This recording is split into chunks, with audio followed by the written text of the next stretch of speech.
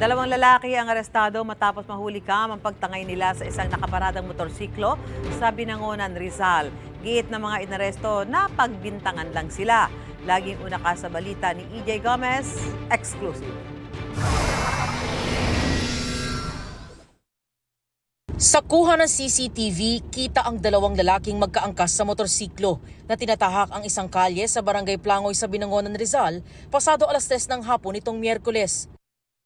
Maya-maya ay bumalik sila. Kita rin ang pagtigil ng dalawa sa isang bahay. Kasunod niyan, makikita ang isa sa mga lalaki na naglalakad. Ang target pala, ang motor na nakaparada sa bahay. Kita ang pagtangay ng sospek sa motor.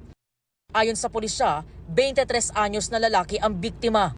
Ipinarada niya ang kanyang motor sa harap ng kanilang bahay gabi noong Biyernes at nagbakasyon siya sa Pasig noong long weekend.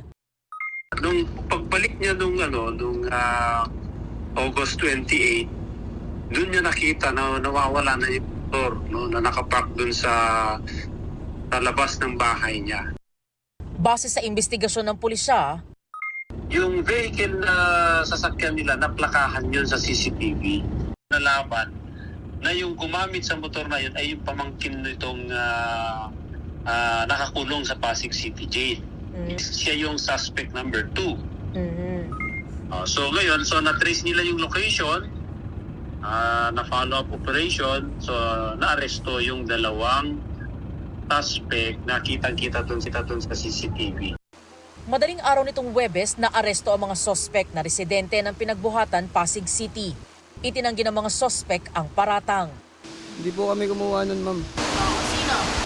Hindi po namin kilala, ma'am. Napagbintangan lang po kami. Ma'am, di naman po talaga kami yung kumuha nun. Wala po kaming alam sa ganyan trabaho ng mga yan. Wala naman po sila patunay na kami yun at di po ako nakuha yung mukha namin dun, ma'am. Dati na raw nakulong ang dalawang lalaki dahil sa illegal na droga noong 2018 at 2019. Nakadetine sa Binangonan Custodial Facility ang mga sospek na naharap sa reklamong paglabag sa Republic Act 10883 o Anti-Carnapping Law. Ito ang unang balita.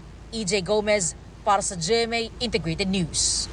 Mga kapuso, para una ka sa mga balita, mag-subscribe sa GMA Integrated News sa YouTube. Sa mga kapuso abroad, subaybayan niyo po kami sa GMA Pinoy TV at sa www.gmanews.tv.